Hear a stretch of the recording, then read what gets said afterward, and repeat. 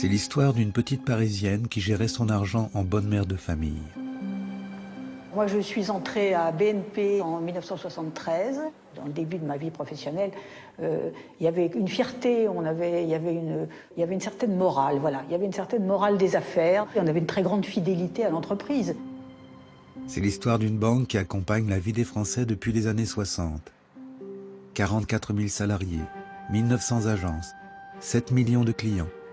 Elle est la plus grande banque française. Moi, je travaillais dans une petite agence en banlieue, une agence locale qui s'occupait de clients locaux. Je les croisais quand je faisais mes courses. Je m'occupais de leurs projets, je les voyais se marier, acheter une maison. J'avais le sentiment d'être utile. C'est l'histoire d'une lente dérive. Aujourd'hui, on a l'impression que la seule morale, c'est la rentabilité. Et ça, je pense que ça doit créer des états d'âme pour certains. Au-dessus de nous, c'est un autre monde. Une petite élite de la banque coupée de la réalité. C'est cette élite qui coûte cher à notre réputation. Nous, on est tous les jours en première ligne face aux clients et c'est nous qui devons justifier toutes les dérives de la banque. Le banquier a toujours été considéré plus ou moins comme un voleur, mais il était respecté. Aujourd'hui, il est toujours considéré comme un voleur, mais il est devenu non respectable. C'est pas ce que j'imaginais en rentrant chez BNP.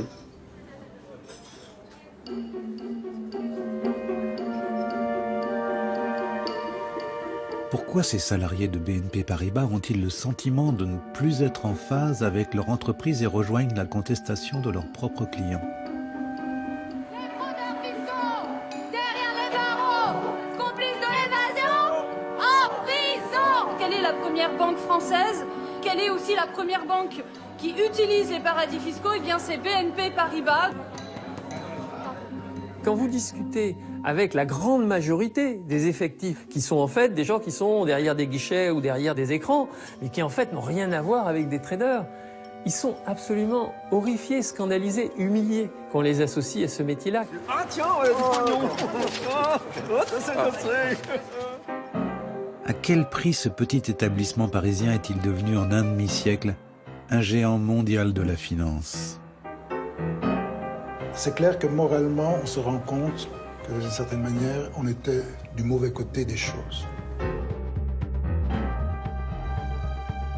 Nous savons tous, les anciens comme moi, que les gens de la BNP Paribas Suisse, ils ont fait ça pour avoir des plus gros bonus.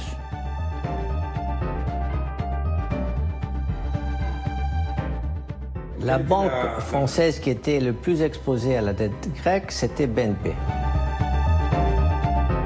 On dénonce des banquiers hors la loi. Moi, je vois pas des banquiers hors la loi, je vois plutôt des banquiers qui font la loi. Comment la BNP Paribas a-t-elle pris le pouvoir? Comment est-elle devenue intouchable? C'est l'institution la plus puissante et celle qui a le plus d'influence directe et indirecte sur la vie des Français.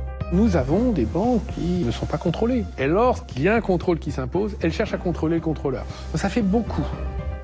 Dans un milieu où le secret est la règle, des banquiers de BNP Paribas, cadres de direction et salariés prennent le risque de briser la loi du silence pour nous raconter de l'intérieur les dessous de leur banque.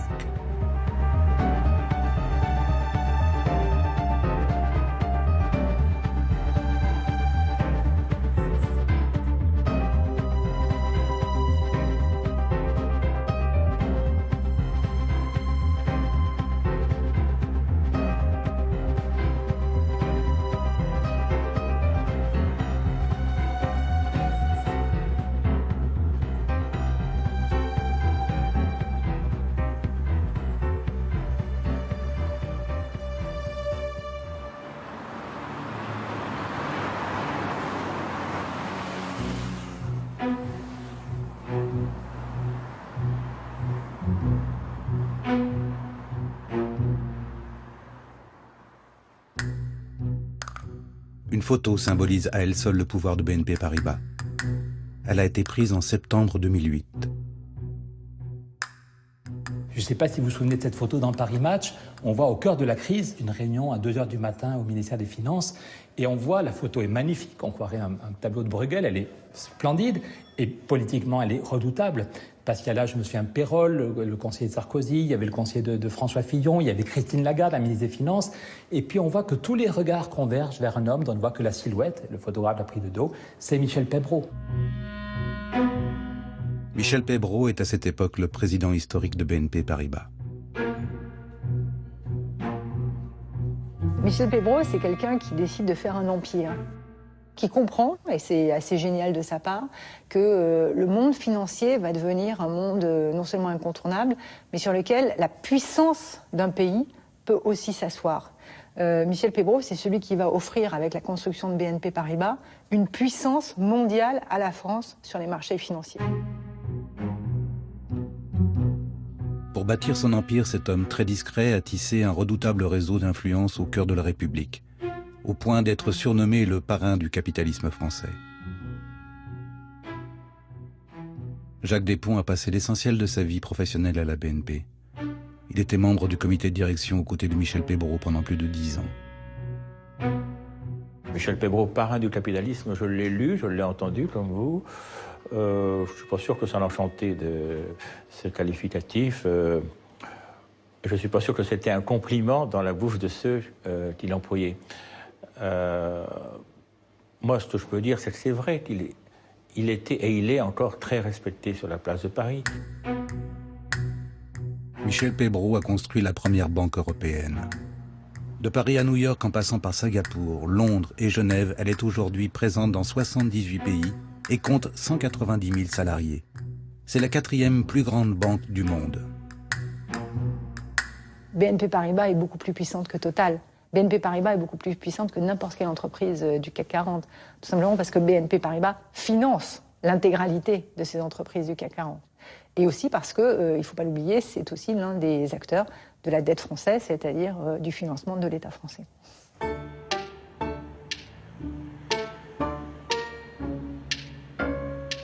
Au départ pourtant, en 1966, la BNP, la Banque nationale de Paris, est encore une petite banque née de la fusion du comptoir d'escompte de Paris et de la Banque nationale pour le commerce et l'industrie.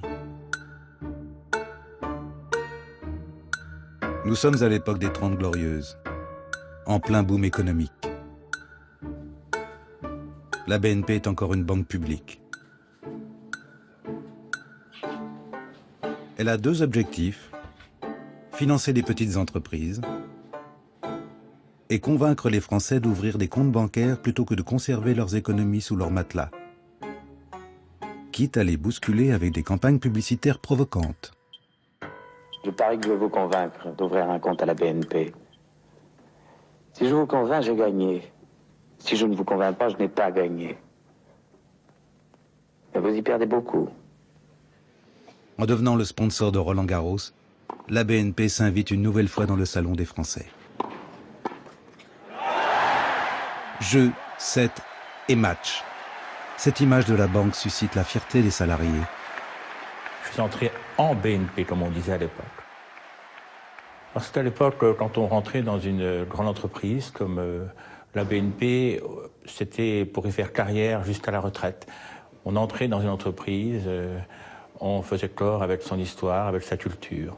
Et c'était une expression qui était employée couramment par les jeunes cadres de mon époque. Dans les années 70, on entrait en BNP. À l'époque, on avait une très grande fidélité à l'entreprise parce qu'on rentrait souvent peu diplômés. Il y avait à ce moment-là beaucoup de personnes qui gravissaient les échelons. Il y a des personnes qui rentraient coursiers et qui terminaient cadres de direction. Ça, c'était le grand mythe, mais ça correspondait à une réalité aussi. Un mythe qui s'écroule en 1993, l'année à partir de laquelle plus rien ne sera comme avant. BNP comme banque nouvellement privatisable. La commission ad hoc a en effet proposé au ministre de choisir la BNP pour ouvrir le bal des privatisations. Merci, mesdames et messieurs. Le Premier ministre de l'époque, Édouard Balladur, annonce la nomination de Michel Peybraud à la tête de la banque. C'est le début de la transformation de la BNP. En 1993, Edmond Alphandéry était le ministre de l'économie en charge du dossier. Oui, l'objectif, au fond, de ces privatisations était de permettre aux entreprises françaises de retrouver la liberté de manœuvre, les marges de manœuvre pour se développer, pour croître, et pour certaines d'entre elles, si elles en avaient la capacité, de devenir des champions mondiaux. Le métier de la banque, le métier de la BNP, c'est de mettre de l'huile dans les rouages de l'économie pour faire avancer les entreprises. Et chacun dans sa vie de tous les jours. La BNP va être privatisée. Cela va lui permettre de grandir et d'aller plus loin. Bientôt, vous pourrez devenir actionnaire de la BNP et grandir avec elle.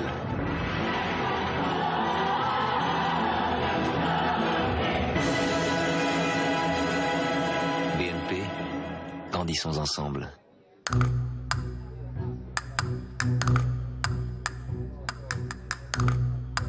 Grandir ou mourir.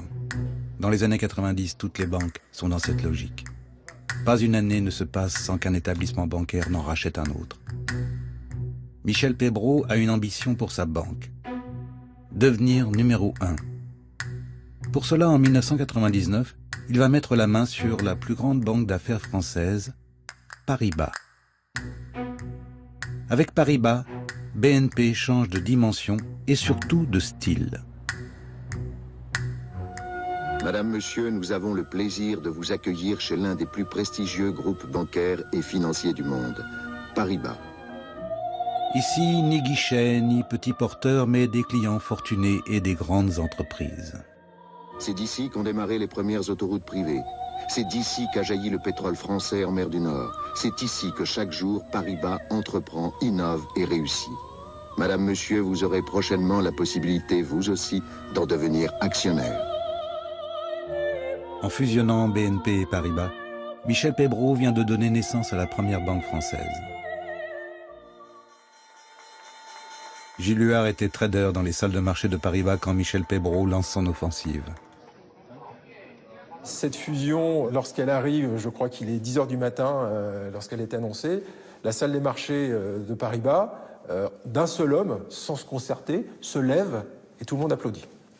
Tout le monde applaudit parce que, d'abord, c'est un coût financier énorme en termes d'image, de rayonnement de la France, en termes de risques financiers, c'est énorme.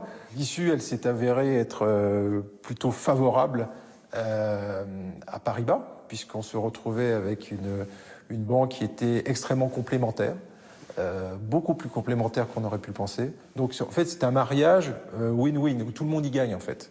Tout le monde y gagne, et c'est pour ça que ça a si bien fonctionné derrière. Grâce à ce mariage, Michel Peybraud devient le banquier de l'économie française. Paribas, c'est quoi? C'est d'abord des participations, qui sont gigantesques dans une grosse partie de l'industrie française, à travers une cathédrale de holding,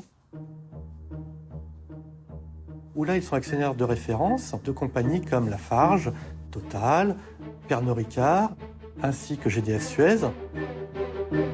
Ce dont va jouir BNP Paribas pendant une dizaine d'années, c'est d'être vraiment en position centrale au sein du capitalisme français. Cette fusion, c'est donc la rencontre de deux univers que tout oppose. D'un côté, la BNP, une banque de dépôt classique. De l'autre, Paribas, la Rolls-Royce de la banque d'affaires.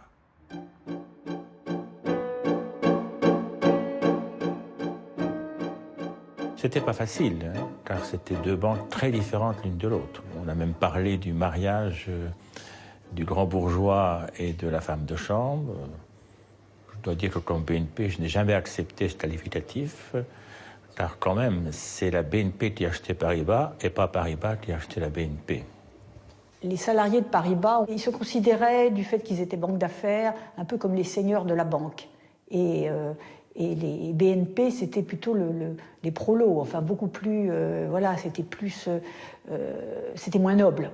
Les gars de BNP, ils avaient quand même une certaine admiration pour nous, mais ils considéraient qu'on était des escrocs. Et nous, on pensait, c'est des nuls, on va les sortir, parce qu'on est là pour faire de l'argent. Trader chez Paribas, Philippe Louski a poursuivi sa carrière chez BNP après la fusion. À Noël, il n'y avait pas des guirlandes partout, des boules et des Pères Noël, ça n'existait pas. Du jour où BNP a fait la fusion, à l'agence du personnel, c'était comme à la maison. Limite, il n'y avait pas un sapin avec des boules, des cadeaux, les gens... c'est une autre culture, plus populaire, plus proche. C'est normal pour une banque de réseau.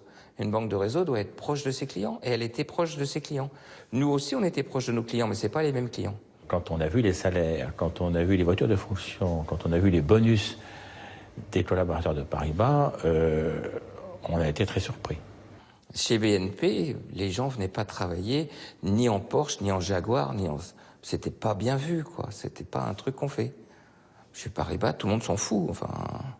Les free-free, c'était de la part des collaborateurs de la BNP qui ne voulaient pas être traités comme des femmes de ménage. Quand on disait free-free, ça voulait dire fric et frime. Free-free. Au-delà des mots, ces anecdotes témoignent d'un changement profond. Pour le nouvel ensemble BNP Paribas, le virage est radical.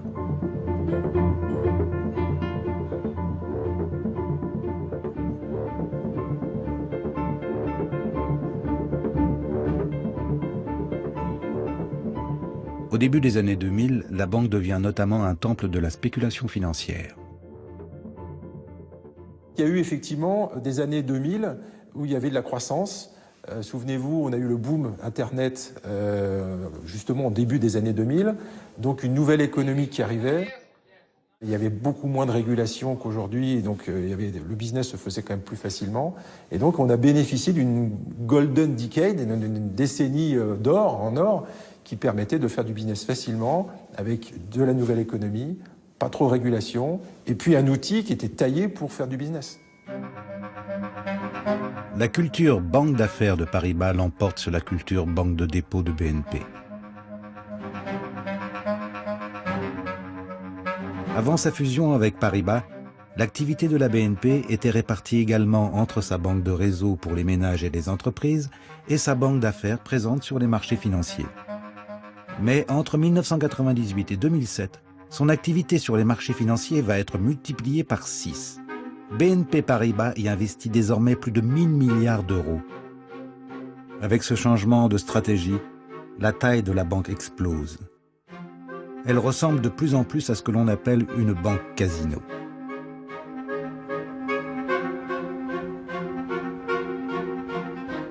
BNP Paribas se présente comme une grande banque de réseau. Cela étant, elle est très emblématique des banques dont le modèle d'activité a considérablement évolué au tournant des années 90-2000.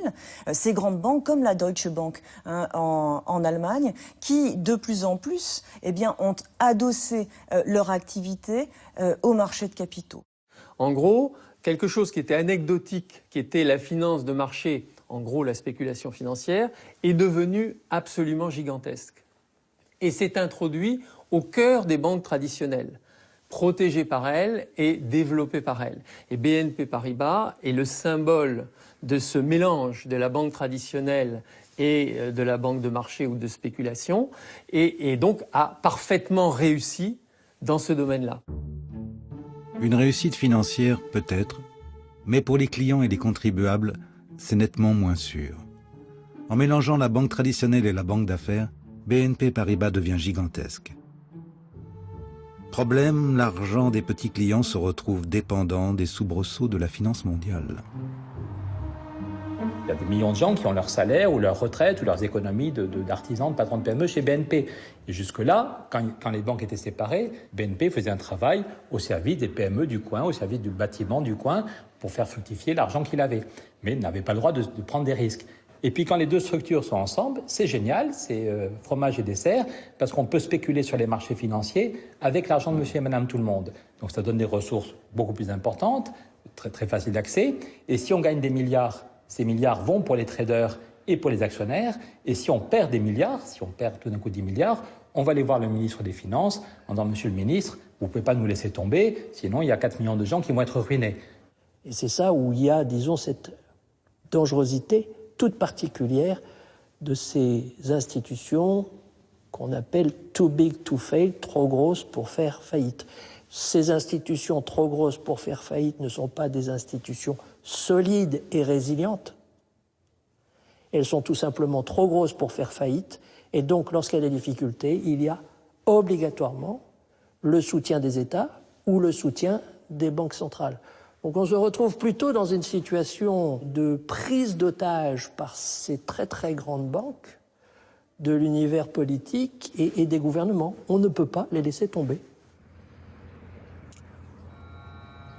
À propos d'argent, la plupart des bourses mondiales se sont effondrées ce matin.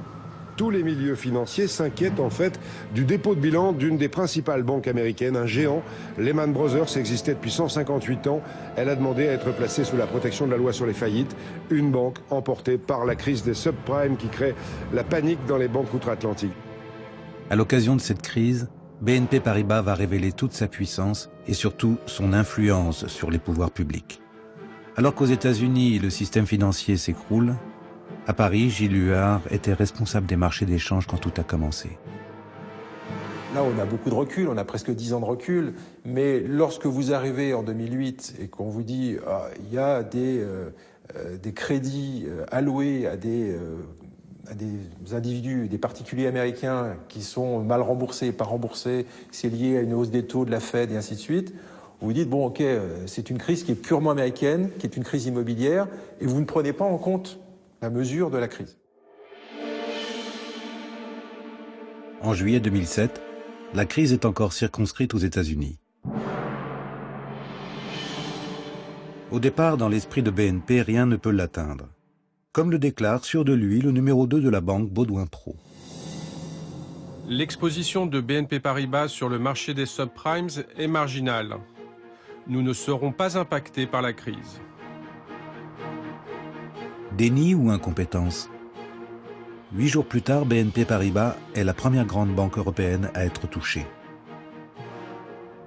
Le 9 août 2007, la crise des subprimes débarque en Europe. Et donc on avait un petit bout de subprime chez nous, un petit germe, un petit ver dans la pomme. Et à ce moment-là, tout le monde s'est dit « Ah, la crise peut toucher l'Europe. La crise peut effectivement créer un effet domino qui est beaucoup plus fort que ce qu'on peut penser au départ. » Les gens se sont dit « Oh là là, mais si dans des fonds monétaires d'une grande institution comme BNP Paribas, il y a des subprimes, où est-ce qu'il y en a par ailleurs ?» Et on a une crise de confiance qui se crée entre banquiers. Donc on ne savait pas très bien si le monde n'allait pas s'écrouler, si le cœur du réacteur n'allait pas fondre et s'effondrer. Michel Pébro lui-même, dans les premiers jours de la crise, a convoqué ses propres équipes pour comprendre ce qui se passait à l'intérieur de sa propre banque. C'est-à-dire que Michel Pébro lui-même, à la tête de sa banque, n'avait pas l'intégralité du fonctionnement en tête et ne voyait pas comment se passaient les fuites de capitaux et surtout comment se passaient, où étaient les risques. Alors que la situation semble lui échapper, Michel Pébro est invité à Bercy en plein cœur de la nuit pour prodiguer ses conseils à la ministre de l'économie Christine Lagarde. En aurait-il profité pour rappeler à la ministre que les grandes banques françaises ne peuvent pas faire faillite sans risquer d'entraîner le reste de l'économie? C'est à cette occasion que la fameuse photo de Michel Pébro dans le bureau de la ministre a été prise. Cette photo de Michel Pébro, elle a choqué parce qu'elle était dans Paris Match et que normalement ces choses-là ne se montrent pas. Je ne sais pas pourquoi d'ailleurs cette photo est sortie. Elle n'aurait pas dû, je pense, sortir. Mais c'est quelque chose que tout le monde savait. Je dirais même cyniquement, c'est bien que c'était dans un bureau à Bercy et que les gens de Bercy n'aient pas eu à se déplacer pour aller dans le bureau de Michel Pébro. On est toujours dans l'idée qu'en fait, depuis cette évolution de la finance et la privatisation de BNP Paribas, les ordres sont passés dans l'autre sens. Et que d'une certaine manière, dans l'espèce de panique qui a suivi 2008, eh bien, les pouvoirs publics ont en effet demandé à BNP Paribas ce qu'il fallait faire. Et comme par hasard, ce qu'il fallait faire, c'était apporter une production illimitée aux banques. 20 milliards d'euros sont injectés par l'État pour sauver les banques, dont 5 milliards rien que pour BNP Paribas. Grâce à cet argent public, la première banque française est renforcée. Elle en profite au même moment pour racheter Fortis, la première banque belge, au bord de la faillite. Alors que le monde est en crise, BNP Paribas devient la plus grande banque européenne. On pouvait raccrocher une opération, on raccrochait, on avait passé 30 secondes, 1 minute au téléphone, et vous aviez fait 500 000 ou 1 million. J'ai le souvenir qu'en octobre 2008, on a fait autant en 1 mois que ce qu'on avait fait en 9 mois 2007.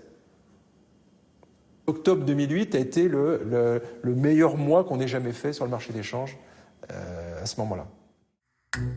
C'est tout le paradoxe. BNP Paribas sort de la crise de 2008 plus puissante encore. Comment cela s'explique-t-il?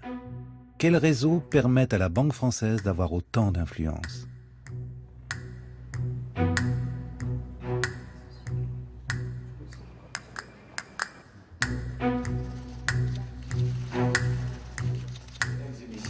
On ne peut pas demander la garantie de l'État et tolérer le moins du monde les dérives scandaleuses constatées ces dernières années. Au lendemain de la crise, l'injonction du président de la République masque une réalité plus complexe pour les décideurs politiques. BNP, comme d'autres grandes banques françaises, entretient des relations très étroites avec son ministère de tutelle, le ministère des Finances. Et pour cause, hauts fonctionnaires et banquiers sont parfois les deux faces d'une même pièce. Michel Peybraud fait partie de ceux qui ont très vite compris l'intérêt à nouer des liens très forts entre le secteur bancaire et la haute fonction publique. Le secteur bancaire, en recrutant dans la haute fonction publique, parvient à étoffer son carnet d'adresses, à établir des connexions qui vont lui être très utiles ensuite pour peser sur les décisions politiques, pour influer sur ces décisions politiques. Et l'intérêt d'un haut fonctionnaire d'aller faire un tour dans le secteur bancaire, c'est tout simplement les écarts de rémunération entre les deux. Cette logique-là fait que le fonctionnaire, c'est que son rêve dans 5 ans va être évidemment d'être embauché. Il est extrêmement difficile de traiter comme un chien son futur employeur. Donc je ne dis pas qu'on tord la réalité, mais enfin on va être particulièrement sensible quand même aux arguments de la personne qu'on est censé contrôler. Et puis celui qui est passé de l'autre côté de la barrière, il garde tous ses anciens contacts. Il peut laisser entendre qu'il fera venir l'un et peut-être pas l'autre. Donc on est dans un monde où rien n'est dit, où tous les gens en eux-mêmes peuvent se regarder dans la glace, ils n'ont rien fait d'ignoble, ils n'ont pas touché d'enveloppe, mais on est dans le système du copinage. Jacques Despons est lui-même passé plusieurs fois par le ministère des Finances parallèlement à sa carrière chez BNP Paribas. C'est avec une rare franchise qu'il nous explique l'intérêt du passage de l'un à l'autre. J'ai profité de ces allers-retours entre le ministère des Finances et la banque. Il faut être honnête, ça a été pour moi un accélérateur de carrière. Parce que quand je suis revenu à la banque, on a naturellement tenu compte de mon expérience au ministère des Finances. En 1993, quand je suis rentré aux côtés de Michel Peybraud, l'année de la privatisation de la banque, j'ai pris les fonctions de directeur du commerce international et j'ai été membre du comité de direction générale. Si je n'étais pas allé au ministère des Finances, je n'aurais jamais eu ces postes. Par exemple, pendant 4 ans, j'étais le directeur des relations avec le comité extérieur de la France. J'étais dans tous les G7, j'étais au FMI. Je travaillais au quotidien avec Jean-Claude Trichet, mon collègue et ami, qui était directeur du Trésor. Donc tout ça, je n'aurais pas pu faire ça si j'étais resté à la banque. Donc la banque avait tout intérêt à le valoriser et à l'utiliser. BNP. Ces initiales signifieraient-elles « Bercy nous protège » Quels sont les liens entre BNP et le sommet du pouvoir? Une anecdote laisse entrevoir une relation très directe. J'avais laissé un message à Henri Guénaud, qui à l'époque était le conseiller spécial de Sarkozy à l'Élysée. Et je me suis dit, après tout, s'il y a une chance sur 50 qu'une de nos idées soit reprise par Sarkozy, ça se tente. Je perdrai peut-être 1 heure, mais voilà. Et donc, je laisse un message à Guénaud en disant, si vous voulez qu'on se voit, je serai heureux. Bon. Il me reçoit 1 semaine plus tard et j'arrive avec tous mes graphiques pour montrer la dette qui monte en Chine, le fait qu'on n'a rien réglé, le fait que ça peut péter n'importe quand. Et j'explique qu'est-ce qu'on peut faire en France et au niveau européen pour réguler la finance. Et Henri Guénaud me dit, je partage votre inquiétude, je partage votre inquiétude. Et je lui dis, mais alors pourquoi vous ne faites rien? Le bureau d'à côté, c'est le président Sarkozy, pourquoi vous ne faites rien? Et là, Henri Guénaud me crache le morceau et me dit que celui qui a vraiment l'oreille du président, c'est Michel Peybraud, le patron de BNP Paribas, qui vient régulièrement, toutes les 2 ou 3 semaines, je crois qu'il me dit, dîner à l'Élysée et qui explique que les banques françaises vont bien et qu'il ne faut pas changer de politique.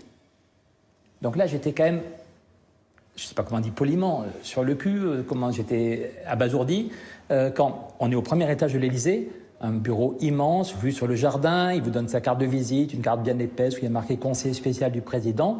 Mais finalement, Henri Guénaud explique que le vrai conseiller spécial du président, c'est Michel Peybraud, le patron de BNP Paribas. Je pense qu'il ne faut pas être naïf. Dans tous les pays, le lobby financier est probablement le plus puissant. Devant l'énergétique, devant la pharmacie, devant les autres gros mastodontes. Mais en France, c'est infiniment pire qu'ailleurs parce qu'il n'y a pas de contre-pouvoir. Cette influence sur le monde politique fonctionne à merveille. Reste à convaincre les Français que la crise de 2008 n'a rien coûté aux citoyens. Quand il y a eu un plan de soutien aux banques, tout le monde a pensé qu'on aidait massivement les banques. Un an plus tard, on peut faire les comptes. Faisons les comptes. Tout a été remboursé, l'État a touché 2 milliards. Donc ça n'est pas le système bancaire français qui a coûté aux contribuables. Donc il faut simplement, les faits sont têtus et il faut partir des faits.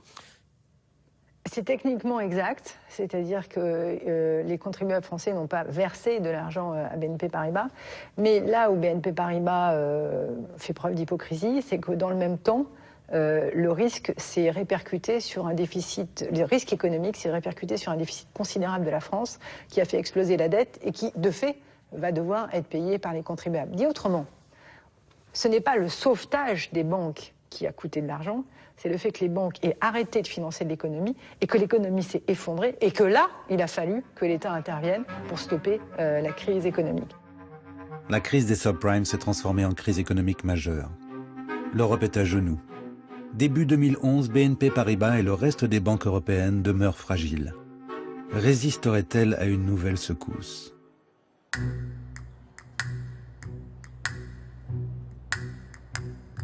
En 2011, cette secousse se produit. À cette époque, personne n'en a conscience, mais BNP Paribas est au bord de la faillite. Très peu de mes collègues, même pas moi, alors que j'étais cadre de direction depuis très longtemps, n'étions au courant de la gravité de la situation. C'est un secret, mais total. L'origine de cette nouvelle crise, le dollar. Cette monnaie utilisée dans la grande majorité des transactions mondiales vient à manquer. Face à l'ampleur de la crise qui s'abat en Europe, les banques américaines ferment le robinet à dollars. Plus de dollars, plus de business. Vous avez les banques américaines qui ne voulaient plus prêter aux banques européennes. Nous avons besoin, chez BNP Paribas, de faire nos métiers en dollars. Et donc, vous n'avez plus de dollars pour pouvoir faire vos métiers. Et donc, effectivement, on a été très gênés pour travailler. Et on était obligé d'arrêter des pans entiers de nos activités. En septembre 2011, dans le Wall Street Journal, le témoignage anonyme d'un cadre de BNP Paribas révèle l'ampleur du problème. La banque dément immédiatement par un communiqué de presse, dans lequel elle déclare se financer tout à fait normalement en dollars. Mais la réalité est tout autre.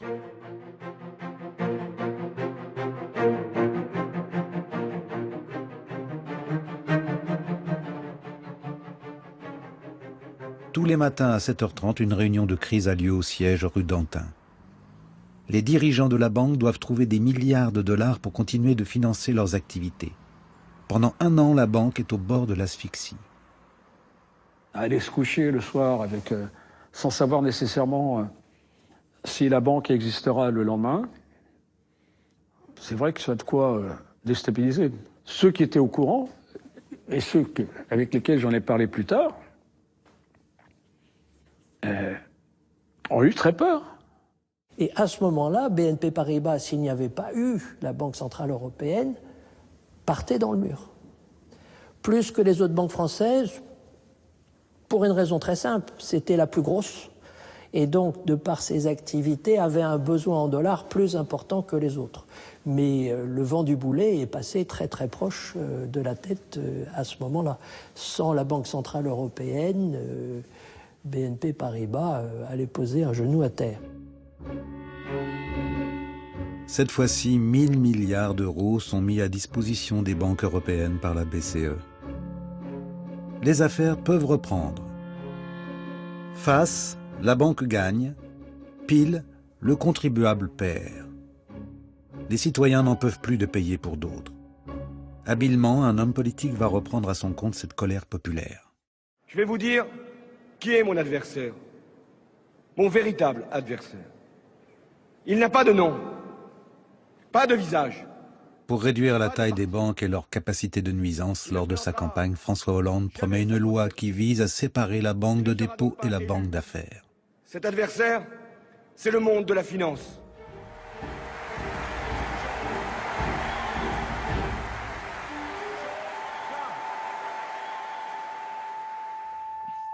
Cette idée de séparation bancaire du candidat Hollande est partagée par un ancien haut dirigeant de BNP Paribas.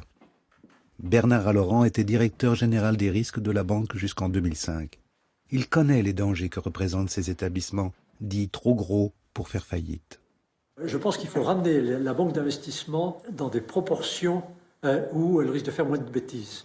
Alors, ajoutez à ça que les banques font peur à chaque fois qu'il y a une crise financière à cause de leur taille, et je pense que c'est une raison supplémentaire pour dire qu'on ne devrait pas laisser des mastodontes bancaires comme ça subsister. On devrait les forcer à séparer leurs activités, en particulier la gestion d'actifs. Donc il me semble qu'on devrait désosser les banques et les obliger à avoir une activité spécialisée. J'aurais eu assez peu de succès à tenir ces propos lorsque j'étais chez BNP Paribas. C'est surtout l'après-crise des subprimes qui m'a amené à ce genre de réflexion. Michel Pébroux, par exemple, était un tenant inflexible de la Banque universelle. Mais je n'ai pas eu l'occasion d'en parler avec lui depuis. Je ne sais pas s'il a évolué, je n'en suis pas sûr. Pour Michel Pébroux, remettre en cause la Banque universelle, c'est remettre en cause l'existence même de BNP Paribas. Une tentative de réforme est présentée à l'Assemblée nationale en 2013. La loi ne séparera rien, ou presque. Karine Berger était à l'époque députée socialiste et rapporteure du texte de loi.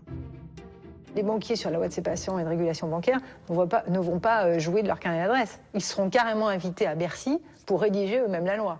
Donc on n'est plus dans le trafic d'influence, sans utiliser de termes trop juridiques. On est véritablement sur, voilà, c'est à vous d'écrire le texte.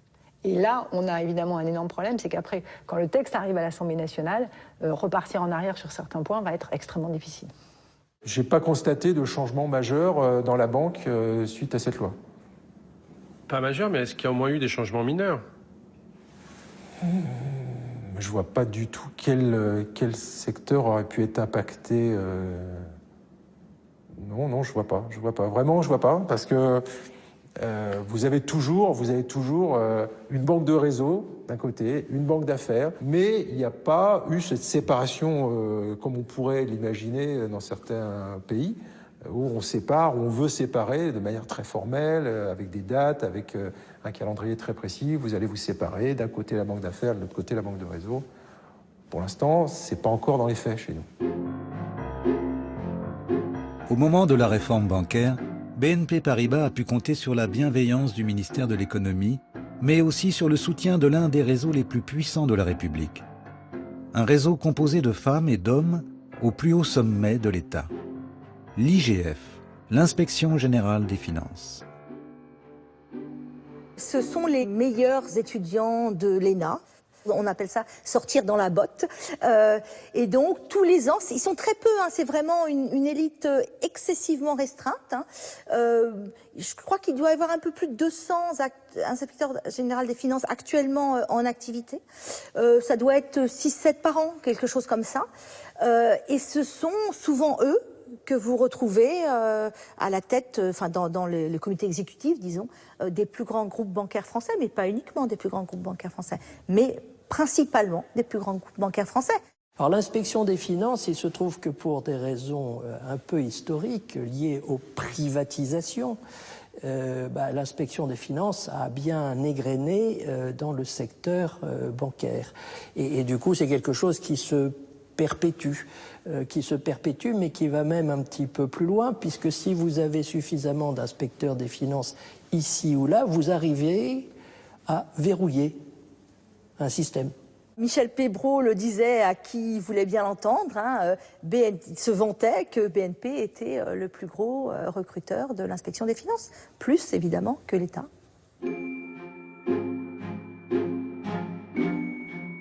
Ils seront 18 à travailler sous la présidence de Michel Pébroux. Michel Pébroux est lui-même issu de ce réseau. Il lui doit d'ailleurs son poste à la tête de la BNP.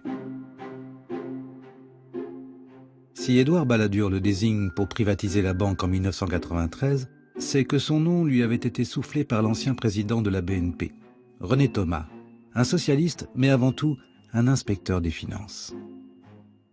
Vous savez, la vie m'a appris que Un inspecteur des finances de droite est plus proche d'un inspecteur des finances de gauche que d'un non-inspecteur des finances de droite.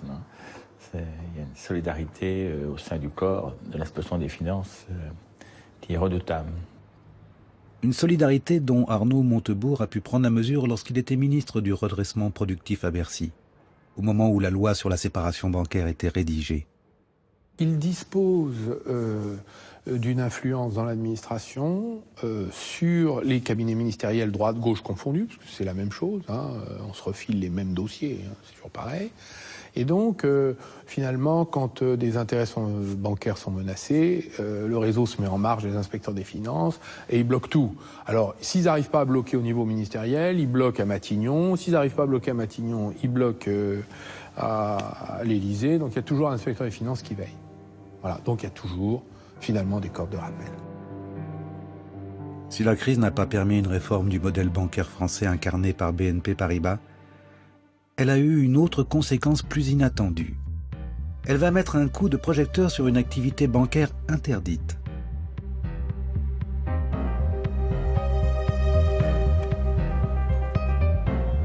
Cette activité se déroule au cœur des Alpes, en Suisse. Ce petit pays est depuis près d'un siècle le centre névralgique de la gestion de fortunes offshore. Autrement dit, de l'évasion fiscale. BNP Paribas est la plus grande banque étrangère implantée dans le pays. Pour ses riches clients, la Suisse présente un avantage indéniable, le secret bancaire. Et pour la banque, être en Suisse permet de gagner de l'argent très facilement. Cette filiale suisse est le joyau de l'empire BNP Paribas. Pourquoi on gagne beaucoup d'argent? C'est que quelqu'un qui cache son argent n'est pas très regardant sur ce qu'on peut lui réclamer. Si vous êtes quelqu'un d'honnête en France et que vous voyez que votre banquier vous prend un peu trop de sous tous les mois, vous lui téléphonez et vous dites écoutez monsieur, vous êtes gentil, je change de banque. En revanche, si vous avez caché 5 millions ou 10 millions et qu'il vous trouve tous les 2 mois des charges supplémentaires, vous n'osez pas lui dire grand-chose. Et plus les gens sont des gens malhonnêtes, entre guillemets, plus on peut leur pomper du fric. BNP Paribas va profiter de cette manne. Sylvain Besson est journaliste d'investigation au quotidien suisse Le Temps. C'est l'un des meilleurs connaisseurs des dessous de la place financière helvète. Allô ? L'antenne genevoise de BNP Paribas était une sorte de royaume, un peu indépendant.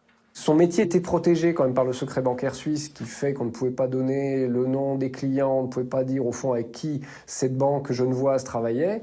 Ça a constitué une sorte de fief à l'intérieur du groupe et qui, par son volume d'affaires et j'imagine des profits extrêmement conséquents, pouvait défendre une indépendance et dire nous on fait les choses à notre façon.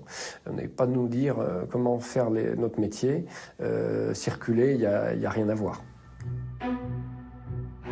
Cet argent facile pour les banques les conduisent parfois à aller encore plus loin et flirter avec l'illégalité. La loi est pourtant claire. Démarcher les clients européens depuis la Suisse est puni de 6 mois de prison et de 7 500 € d'amende. Un Français ou un Italien peuvent ouvrir un compte en Suisse, mais un banquier suisse n'a pas le droit de venir les démarcher en France ou en Italie. Ce racolage est interdit. Si la question c'est est-ce que BNP Paribas facilite la fraude fiscale, la réponse est officiellement non. Elle favorise, comme toutes les autres, l'évasion, ou disons l'optimisation fiscale pour être précis. La fraude, non. Pourquoi ? Parce que c'est un arbitrage entre le risque et rentabilité, comme toujours. Il y a des risques qu'on ne peut pas prendre, parce qu'on est une grande banque, justement. Parce qu'il y a une déontologie, enfin j'espère, il y a une déontologie, il y a des règles de conduite. Voilà, non... j'ose pas imaginer, j'y crois pas en fait, j'y crois pas que quelqu'un qui se pointe pour dire c'est pour pas payer d'impôts que je vais ouvrir un compte en Suisse, que BNP Paribas lui ouvre un compte en Suisse. J'y crois pas. Un important gérant de fortune que nous avons rencontré en Grèce va pourtant nous livrer un tout autre témoignage. Il est assigné à résidence dans l'attente d'un procès qui n'a rien à voir avec BNP Paribas. Ce banquier a travaillé pour BNP Paribas Suisse de 2005 à 2010. Jean-Claude Oswald était responsable de la riche clientèle italienne, espagnole et grecque. Et alors donc là, vous alliez clairement chasser les clients à l'étranger, c'est-à-dire que vous alliez rabattre des clients Tout à fait. Sur le territoire étranger pour, le compte pour ouvrir des comptes en Suisse. Tout à fait. Est-ce que ça, vous pourriez me dire, si vous me dites tout à fait, je peux... Tout à fait, dans le sens qu'effectivement, que ce soit à Athènes, Madrid, Rome ou dans d'autres villes, nous allions chercher des clients dans ces différentes villes. Et ça, vous saviez que la législation interdisait d'aller chercher des clients à l'étranger? Effectivement, le fait d'aller vendre des produits à l'étranger est quelque chose d'interdit par les différentes directives européennes.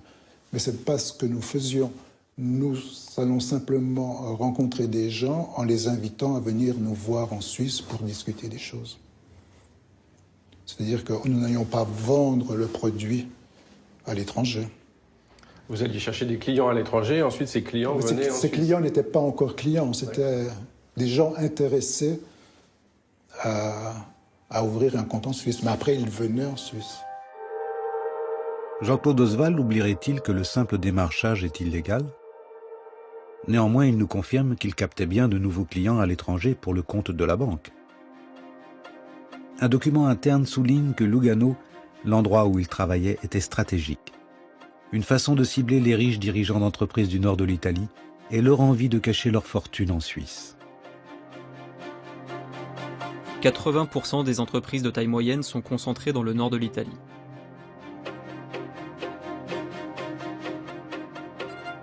Le bureau de BNP Paribas à Lugano dispose d'un emplacement stratégique.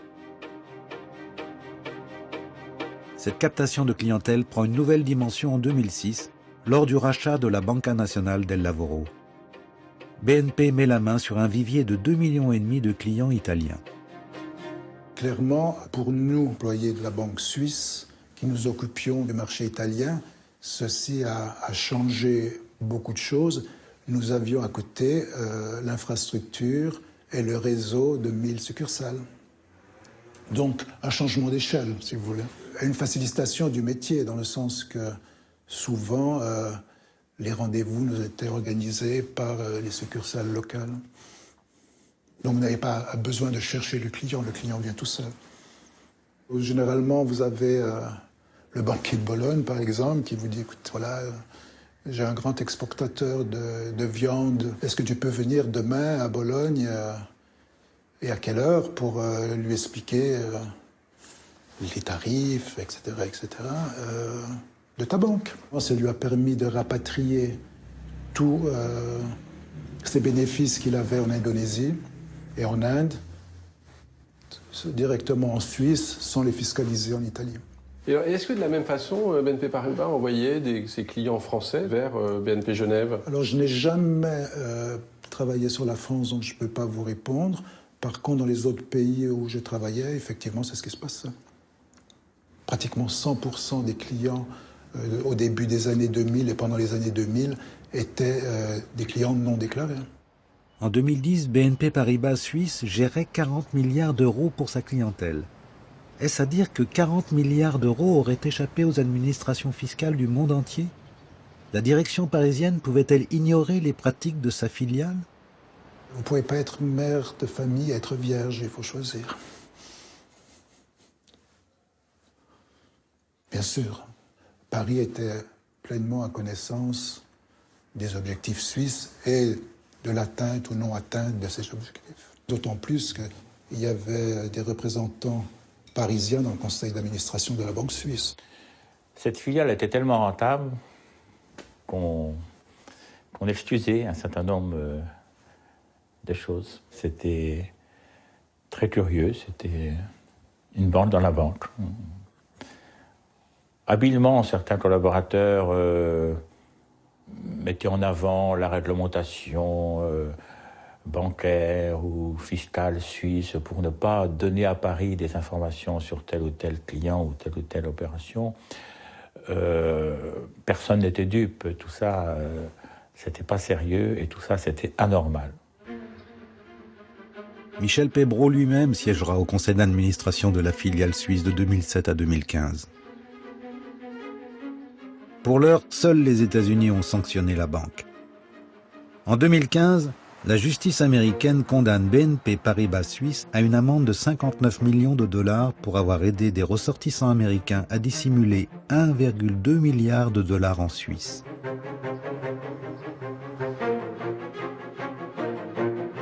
Pendant ce temps, en Europe, aucun procès. Pourtant, la banque est éclaboussée par de nombreux scandales.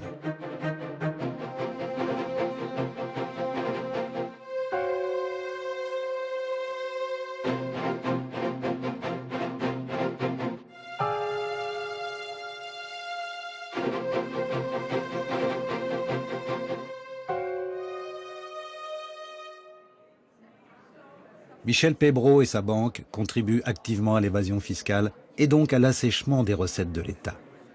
Pour autant, cela n'empêche pas le dirigeant de BNP de donner quelques leçons de bonne gestion aux responsables politiques français lors d'un rapport sur la dette. Alors on parle de ce chiffre exorbitant, 1100 milliards d'euros de dette publique, on n'arrive même pas à se figurer ce que ça représente. D'abord, est-ce que c'est grave ? Oui, c'est grave. C'est-à-dire que ce qui est grave, c'est que cette dette est le résultat de 25 années de déficit accumulé. 25 années de déficit pour l'État successivement, ça fait vraiment une gestion qui pose problème. Si nous voulons renforcer notre croissance économique et notre cohésion sociale, il faut absolument mieux gérer nos finances publiques. Merci beaucoup Michel Peybraud d'avoir répondu à notre invitation. Michel Peybraud suggère à l'État de faire des économies pendant que BNP Paribas aide ses clients à échapper au fisc.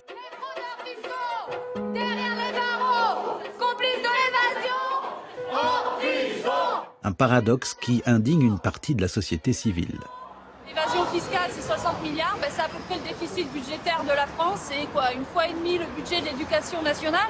Donc quand on nous dit il n'y a pas d'argent, il faut supprimer plein de fonctionnaires, on ne peut pas restaurer les hôpitaux, on ne peut pas restaurer l'éducation et les écoles ou les crèches, c'est absolument faux, c'est une question de volonté politique et de lutte contre l'évasion fiscale. Vous me direz pourquoi la BNP Paribas? D'abord parce que sans banque, il n'y a pas d'évasion fiscale, et puis que BNP Paribas, c'est sans doute une des premières banques, voire la première banque française à pratiquer en plus l'évasion fiscale, 200 filiales dans les paradis fiscaux et judiciaires. Donc on vient réclamer à BNP Paribas notre argent de citoyens.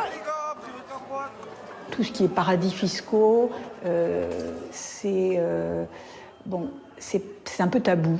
En fait, dans certaines réunions, genre comme les réunions de comités de groupe, où certains syndicalistes ont interpellé des dirigeants sur le sujet, ils se font vraiment vertement envoyer promener. C'est des sujets, vis-à-vis des dirigeants, dont il ne faut pas parler. Proche du départ à la retraite, Elisabeth Assogba est la seule employée à avoir accepté de nous parler face caméra. Les autres responsables syndicaux que nous avons rencontrés, pourtant salariés protégés, n'ont pas voulu prendre ce risque. Devant la colère des contribuables et des employés, des parlementaires décident de donner des gages. En 2012, le Sénat lance une commission d'enquête sur l'évasion fiscale. BNP Paribas, comme d'autres banques, est auditionné. Baudouin Pro, le successeur de Michel Peybraud à la tête de la banque, s'y rend en personne. En conséquence, je vais vous demander de prêter serment à nous dire la vérité, rien que la vérité. Pour ce faire, vous devrez la main droite. Vous direz, je le fais. Madame Lima. Alors, quand Baudouin Pro est venu devant la commission d'enquête du Sénat, il était en terrain conquis dans son esprit. Il venait comme une sorte d'action sans conséquence. Alors je lui ai posé une question qui était de savoir si sa banque avait fait de la publicité pour les mécanismes d'optimisation fiscale, les fameux trusts, toute une série d'opérations. Pouvez-vous me garantir qu'il n'y a pas dans les réseaux de la BNP une incitation de vos acteurs intervenants à pousser nos concitoyens à créer des trusts? D'accord. Alors, il est extrêmement clair que nos équipes de banque privée en France On peut instruction formelle de ne pas faire la promotion, de notre dispositif de banque privée internationale et donc des outils, y compris le trust, qui sont des outils qui n'ont pas cours en France. Il se trouve que j'avais des documents de quelqu'un qui avait reçu cette publicité et donc je réinsiste auprès de M. Pro pour lui demander s'il a bien conscience qu'il a prêté serment et donc il doit dire toute la vérité à la commission et je réitère ma question. Et il réitère, sans coup férir, qu'il n'y en a jamais eu. De n'encourager en aucune façon les comportements assimilables à de l'évasion de capitaux ou à de la fraude fiscale. Ces documents évoqués par Marie-Noëlle Lienemann, les voici. Ils sont destinés à la formation des banquiers de BNP Paribas Suisse.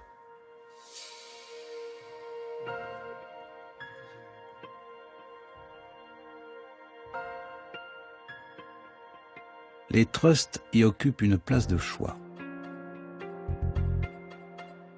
Ces structures ultra-opaques sont prisées des fraudeurs pour échapper au fisc. Les gérants de fortune de la banque sont invités à en faire la promotion systématique à leurs clients. Le marché français est bel et bien visé par la filiale suisse. Je n'ai pas à ce moment-là sorti le document parce que je ne voulais pas qu'on puisse mettre en cause la personne qui m'avait transmis ce document. Donc j'ai saisi les instances du Sénat pour indiquer que sa réponse n'était un mensonge. Il a été décidé de lui écrire pour lui demander et il nous a fait une réponse un peu lénifiante et l'affaire n'a pas été plus loin. Baudouin Pro n'a visiblement pas peur. Pourtant, mentir devant une commission d'enquête parlementaire est passible de 5 ans de prison et de 75 000 € d'amende. Un sentiment de toute puissance régnerait-il à la tête de BNP Paribas? La face cachée de la crise grecque va permettre d'en prendre toute la mesure.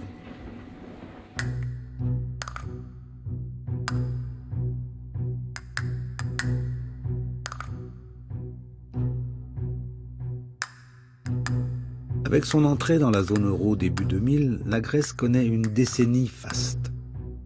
Les banques se pressent à Athènes pour prêter de l'argent à l'État et aux entreprises. Mais la fête s'achève brutalement fin 2009.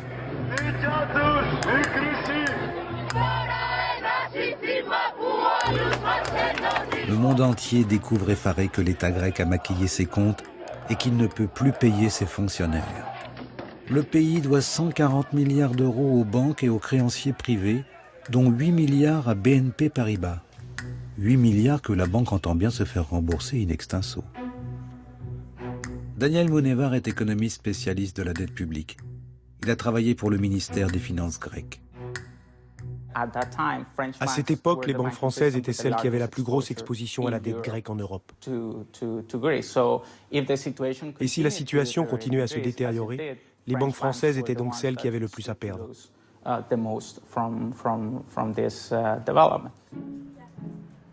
Comme BNP ne compte pas offrir ces 8 milliards d'euros à la Grèce, elle va peser de tout son poids pour qu'Athènes puisse la rembourser. Pour cela, elle va tout simplement exiger que la Grèce se réendette encore plus. Mais cette fois-ci, non plus auprès des banques, mais auprès des États et de son bras armé, la BCE, la Banque Centrale Européenne. Sauver la Grèce d'un risque de faillite. C'était tout l'enjeu du sommet de Bruxelles, qui a donc abouti hier soir à un plan d'aide mis au point par l'Allemagne et la France. C'est ainsi que l'Union européenne et la BCE arrivent au chevet de la Grèce. Les États accordent 110 milliards d'euros pour qu'elle puisse continuer à rembourser les banques privées. Une hérésie économique pour de nombreux observateurs. Quand Mme Lagarde est venue nous expliquer qu'on avait trouvé la solution pour redresser la Grèce, je lui dis mais madame, la Grèce est incapable de rembourser ses dettes. Grosso modo, il faudrait annuler à peu près la moitié de la dette. Mais M. Courson ne parlait jamais d'annulation de dette. L'idée de ce plan de sauvetage n'était pas de régler les problèmes de la Grèce, de réduire la dette et de remettre le pays sur le chemin de la croissance. Il s'agissait en fait d'un moyen de stabiliser le système bancaire européen. Le FMI, le Fonds monétaire international, est chargé de coordonner toute l'opération. Les règles du FMI sont pourtant claires. Aucun prêt ne sera accordé à un pays surendetté avant de l'avoir aidé à réduire sa dette. On appelle ça une restructuration. Mais dans ce cas, les créanciers privés dont BNP Paribas faisait partie perdraient leurs investissements. Avec la Grèce, le FMI va faire tout l'inverse. Il va valider un prêt de 110 milliards d'euros initié par les pays européens, alors même qu'il savait que la Grèce ne pourrait pas l'honorer. Cette décision a permis aux banques d'être en partie remboursées. Le lobby bancaire a-t-il fait pression pour obtenir une décision aussi favorable à ses intérêts? L'ancien ministre grec des Finances, Panayotis Roumeliotis, représentait la Grèce au FMI. Moi, j'étais témoin. Elle venait tous les jours au FMI discuter avec les cadres du FMI, les experts, pourquoi il ne fallait pas procéder à une restructuration de la dette. La banque française qui était le plus exposée à la dette grecque, c'était BNP. BNP est une très grande banque, très influente, non pas uniquement en France, mais de par le monde. Et par conséquent, un colosse comme BNP pouvait facilement influencer le pouvoir politique et exercer des pressions même auprès de la Banque centrale européenne pour qu'on respecte ses intérêts et retarder la restructuration de la dette.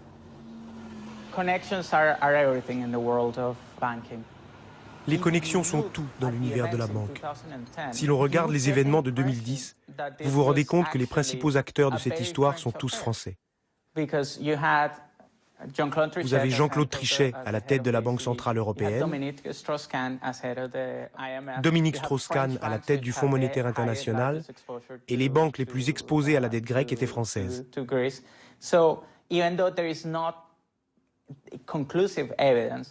Donc même s'il n'y a pas de preuves définitives, on peut voir qu'ils ont joué ou qu'ils ont pu jouer un rôle sur le déroulé des événements, mais ça, personne n'en parle ouvertement.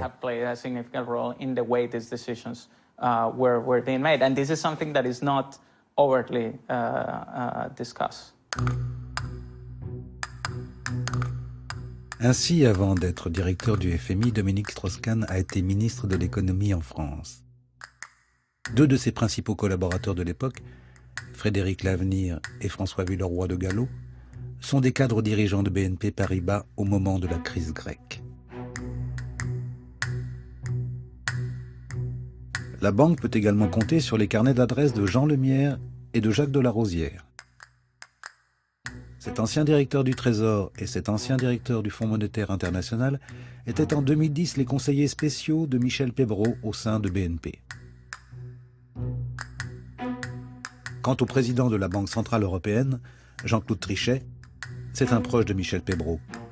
Ils ont fait leurs armes ensemble au ministère des Finances dans les années 70. Dominique Strauss-Kahn, mis à part, tous sont issus du corps de l'Inspection générale des finances.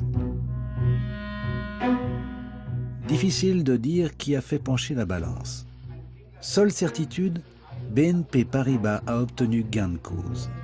L'Union européenne, la BCE, le FMI, ils ont tous accepté de prêter à la Grèce alors que le pays était insolvable. Le conseil d'administration du Fonds monétaire international a discuté plusieurs fois ce problème. Les représentants des pays émergents ne voulaient pas entendre parler d'une aide du FMI sans une restructuration préalable de la dette grecque. Mais en définitive, sous la pression des Européens, les représentants surtout français et allemands, la direction du FMI a dû changer ses statuts pour pouvoir financer la Grèce sans restructuration de la dette.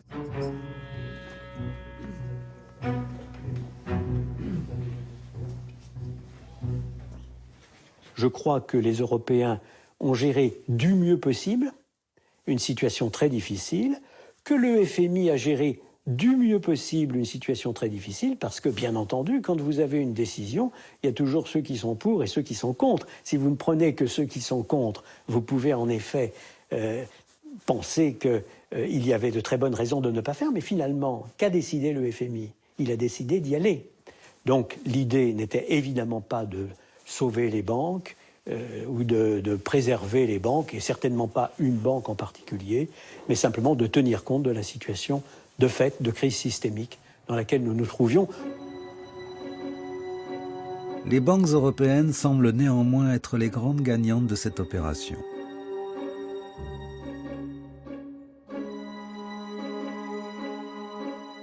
Début 2010, elles détenaient 200 milliards d'euros de dette grecque, alors que les créanciers publics n'en détenaient que 36 milliards. 4 ans plus tard, les créanciers privés n'ont plus que 13 milliards d'euros de dette grecque, tandis que les États en détiennent désormais 227 milliards.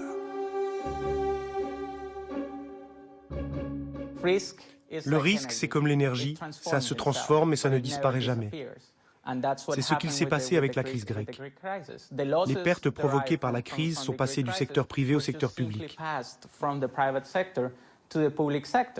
La seule différence, c'est que les pouvoirs publics peuvent accepter d'enregistrer des pertes dans 20, 30 ou 40 ans. Et c'est ce qu'ils ont fait. Mais les pertes sont là et elles vont se matérialiser. Car comme l'a reconnu le FMI, il est très improbable, ou plutôt même impossible, que la Grèce rembourse ses emprunts.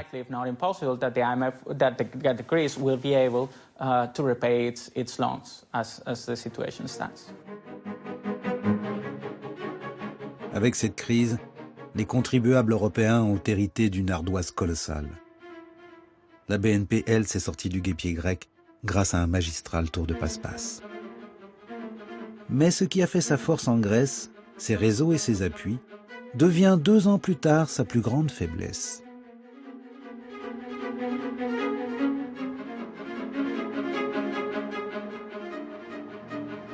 Cette fois, c'est vraiment la fin du feuilleton BNP Paribas. Après plusieurs mois de négociations, la banque a plaidé coupable hier soir à New York devant le tribunal. Elle a reconnu avoir violé l'embargo américain. L'amende définitive est de 6,6 milliards d'euros. Une amende record annoncée après 8 ans d'enquête menée par l'administration américaine. Les États-Unis reprochent à la banque d'avoir violé des embargos sur Cuba, l'Iran et tout particulièrement le Soudan.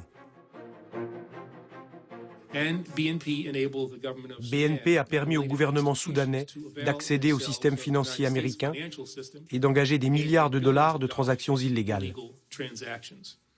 Ils l'ont fait en sachant que le gouvernement soudanais soutenait le terrorisme, qu'il commettait des violations des droits de l'homme et qu'il avait donné refuge à Oussama Ben Laden et refusé l'intervention des Nations Unies au Darfour. Pourquoi BNP Paribas a-t-elle violé cet embargo voulu par Washington? Quels sont les liens entre la banque et le Soudan? Tout commence dans les années 80. À l'époque, du pétrole est découvert dans le sud du Soudan et des conflits éclatent aux 4 coins du pays. En 1997, lorsque le Soudan devient exportateur d'or noir, les États-Unis, qui les accusent de financer le terrorisme islamique, mettent le pays sous embargo. La plupart des entreprises occidentales se retirent alors du pays, mais pas BNP. La banque va gérer les pétrodollars qui arrivent en masse. Problème, en pleine guerre, ces dollars permettent au dictateur à la tête du pays, Omar el-Béchir, d'acheter des armes.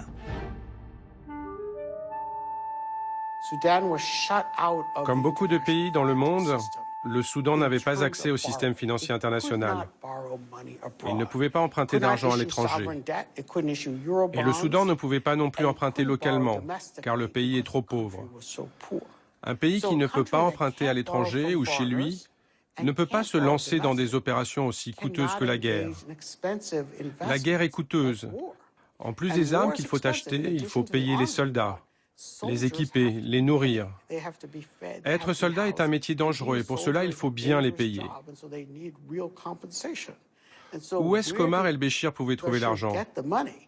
Le seul endroit où il pouvait trouver l'argent nécessaire était le pétrole. Et la seule raison pour laquelle il pouvait transformer ses revenus pétroliers en dollars et ainsi importer des armes était que BNP Paribas était prête à financer ses opérations de manière clandestine. Autrement dit, le dissimuler aux autorités américaines. Avec le début de la guerre du Darfour en 2003 et les massacres de masse des populations civiles, la BNP eut une première occasion de se retirer du Soudan. Mais il n'en fut rien. Plusieurs acteurs de ce dossier très sensible dont nous reconstituons les propos nous expliquent pourquoi. On avait une toute petite équipe à BNP Suisse. On l'appelait l'équipe Couscous. Elle était dirigée par un Libanais et avait une relation privilégiée avec plusieurs pays, la Libye, la Syrie et surtout le Soudan où elle était implantée depuis 1974. Au moment de la fusion entre BNP et Paribas, l'équipe a continué. Tout le commerce extérieur soudanais passait par nous. Ça fait beaucoup de business. La BNP était devenue la banque de référence, sa porte d'entrée sur les marchés financiers. On a construit un monopole. Ensuite, la guerre éclate. On se dit que ça ne va pas durer très longtemps. Et puis ça a duré. Une banque ne fait pas de politique. Ce n'est pas parce qu'il y a une guerre qui éclate qu'une banque arrête de travailler dans un pays. Si une banque commence à arrêter de travailler avec un pays parce qu'il est en guerre ou parce qu'il y a des problèmes avec les droits de l'homme, alors elle ne travaille plus avec grand monde. Le Soudan était évidemment assez peu présentable, vu que son président était et est toujours accusé par la Cour pénale internationale. Et donc c'était assez peu ragoûtant. Bon, je me souviens en avoir parlé avec les gens du métier, en leur disant « mais pourquoi est-ce qu'on fait ça ?» Ils me disent « oui, mais vous comprenez, c'est le principal client de cette équipe et c'est difficile de leur dire du jour au lendemain on arrête ». Le reste de la conversation avait été de ma part de dire « mais on va arrêter bientôt ». Et on m'avait, peut-être pas très fermement, mais on m'avait dit « oui, bien sûr, on ne peut pas continuer ». Plus un pays est pourri, plus le risque est élevé, plus les marges sont importantes, plus vous gagnez de fric. Et nous savons tous, les anciens comme moi, que ces durs de la BNP Paribas Suisse, ils ont fait ça pour avoir des plus gros bonus. C'est la seule raison, c'est pas du tout pour permettre aux pauvres Soudanais de manger, hein, ça n'a rien à faire. Si vous saviez, quand ils sont dans leur jaguar, ils sont pas... Donc, il serait allé sur encore plus pourri parce que c'était... c'est mécanique. Enfin, plus vous allez sur un pays pourri, plus la banque gagne de l'argent. Donc plus le collaborateur il a du bonus. C'est très clair. En 2006, BNP Paribas aurait pu saisir une seconde occasion de stopper ses affaires avec le Soudan. Washington envoie à Paris le numéro 2 du Trésor américain pour exiger des banques le respect de tous les embargos. Mais une fois de plus, rien ne se passe. Michel Pébereau refuse même de rencontrer le représentant des États-Unis. Je m'en souviens très bien, c'était l'année de la réunion du FMI à Singapour. Et donc cette année-là, moi j'allais toujours avec Pébereau, et donc je me souviens très bien que lui, il disait, c'est pas un petit fonctionnaire, enfin pour lui, un undersecretary, c'était vraiment, qui va venir me dire ce que je dois faire dans ma banque. Ça, c'est du Pébereau, en disant, moi, je ne vais pas obéir à un sous-fifre du département du Trésor américain. En mai 2007, les Américains lancent une enquête sur les violations d'embargo de BNP Paribas au Soudan. Un mois plus tard, la banque cesse toute relation avec le pays, mais le mal est fait.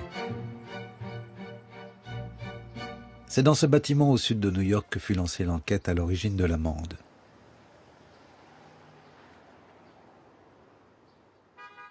Ce n'est que lorsque nous avons commencé à enquêter que nous avons réalisé qu'il s'agissait essentiellement d'argent soudanais qui avait été transféré par BNP Paribas. Il y avait des emails qui expliquaient comment ils transféraient l'argent. Cela portait sur des milliers de virements qui étaient faits pour le compte du Soudan et de l'Iran vers les États-Unis. Mais les informations sur les donneurs d'ordre et sur l'origine des fonds avaient été masquées.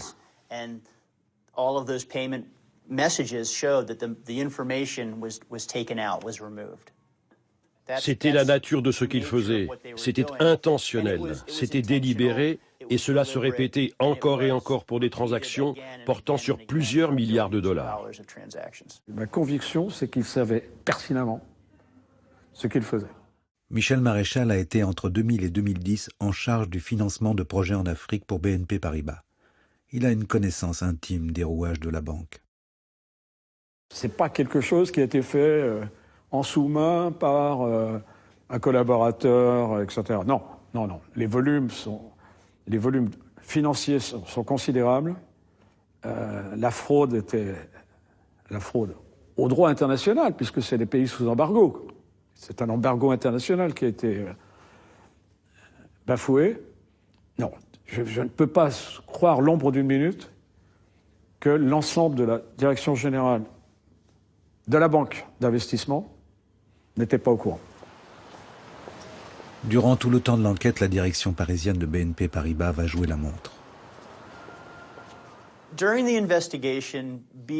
Au cours de l'enquête, BNP Paribas ne s'est pas révélée très coopérative, en tout cas beaucoup moins que d'autres banques. Les autres banques sous enquête, lorsque nous les avons contactées, prenaient le taureau par les cornes. Elles nous livraient des informations rapidement et coopéraient activement. Avec BNP Paribas, on avait le sentiment qu'ils avançaient vraiment lentement, qu'il n'y avait pas vraiment de motivation. Pebro refusait que la banque plaide coupable. Même si ses activités n'étaient pas conformes à la législation américaine, elles étaient conformes à la législation française et européenne. Il refusait que les États-Unis mettent sa banque à genoux. La direction générale, elle est franco-franchouillarde. Elle ne connaît pas la justice américaine. Elle ne parle pas anglais. C'est la mentalité BNP. C'est un ministère bourré d'énarques et d'inspecteurs des finances. Ils se disent que ça ne peut pas leur arriver, que tout ça finira par s'arranger. J'en ai fait des réunions avec eux. C'est vraiment leur mentalité. La direction de la Banque de financement et d'investissement était persuadée qu'in fine, ça allait se terminer entre un coup de fil entre l'Élysée et la Maison-Blanche, et puis qu'on oublierait tout ça. Méconnaissance totale des États-Unis, je dirais. Mesdames, Messieurs, le président de la République française, François Hollande, et le président des États-Unis d'Amérique, Barack Obama.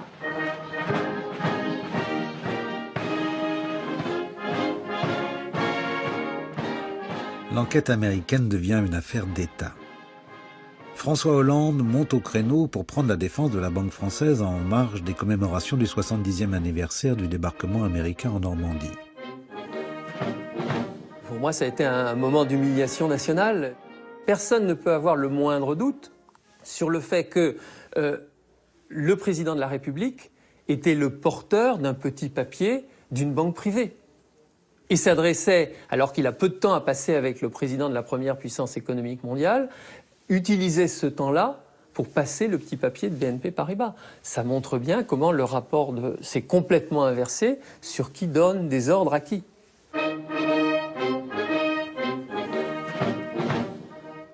Questionné à ce sujet, le président américain apporte une réponse cinglante au président français. The tradition of the United States is that the president does not meddle in prosecutions. We don't call the Attorney General. I do not pick up the phone and tell the Attorney General how to prosecute cases that have been brought. Je ne pense pas que ce type de pression politique fonctionne sur ceux qui travaillent sur ces dossiers. Vous n'avez personne qui appelle et qui dise « Hey, Obama a appelé, retirez $1 milliard de l'amende ». Ça n'arrive pas.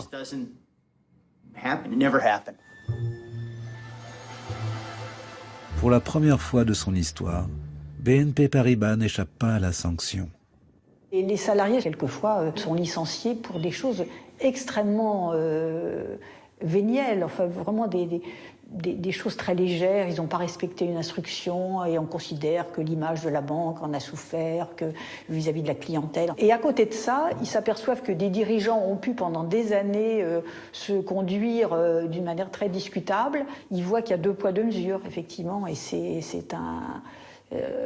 une source aussi de mécontentement, d'aigreur. Oui, c'est pas bien vécu.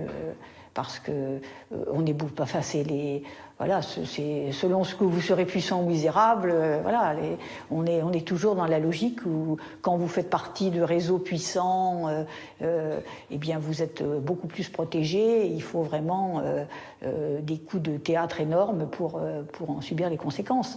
Ladies and gentlemen, the genocide in Darfur continued for 14 years. Over 3 million people are still living in camps. Stop genocide in Sudan. Stop genocide in Sudan.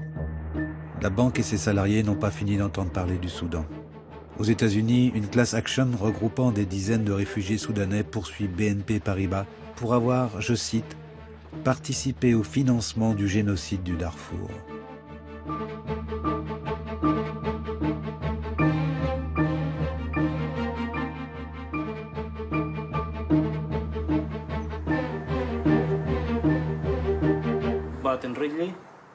Au centre de détention, j'ai été torturé. Ils m'ont battu. Parfois, ils m'ont pendu la tête à l'envers. Cela se répétait tous les jours. Ambrose et sa famille sont réfugiés aux États-Unis depuis 2004. Persécuté par le régime d'Omar el-Béchir, Ambrose a rejoint la plainte collective des victimes soudanaises à l'encontre de BNP Paribas. Ce jour-là, il se rend dans une église de San Diego pour retrouver ses avocats.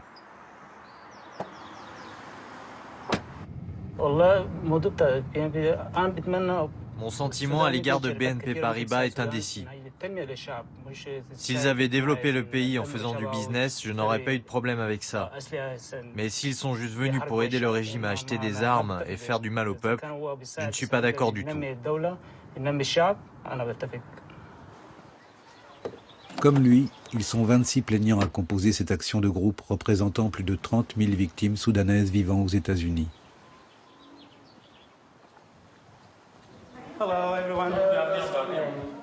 Deux avocats d'un prestigieux cabinet de Los Angeles les épaulent.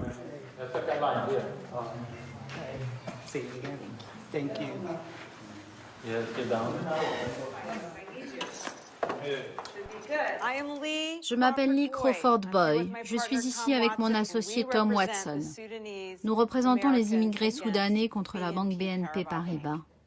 Nous dépensons beaucoup d'énergie et de temps pour faire aboutir votre plainte et obtenir justice pour la communauté.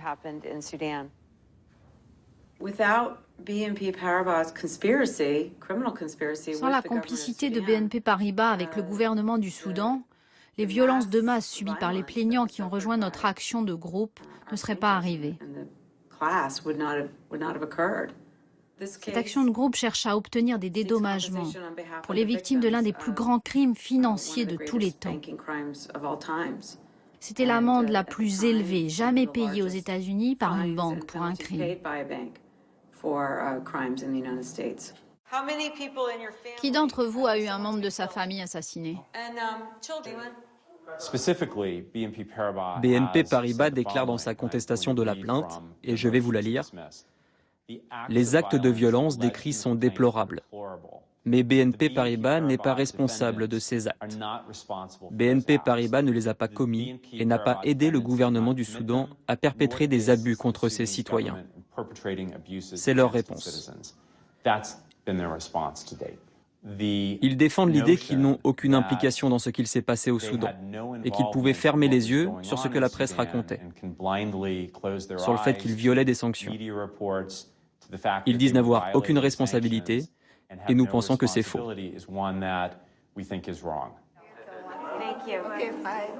Malgré l'amende astronomique de 6,6 milliards d'euros payée en 2014, BNP Paribas a toujours affirmé ne pas être impliqué dans les dérives soudanaises. Pourtant, sa responsabilité pourrait être mise au jour avec cette class action américaine. Celle-ci pourrait lui coûter à nouveau très cher. En 2017, BNP Paribas est visée par une nouvelle enquête. Celle-ci concerne le Rwanda. La banque est accusée d'avoir financé des cargaisons d'armes ayant servi au massacre des Tutsis. L'instruction est en cours. Aujourd'hui, BNP Paribas est comme hantée par son passé.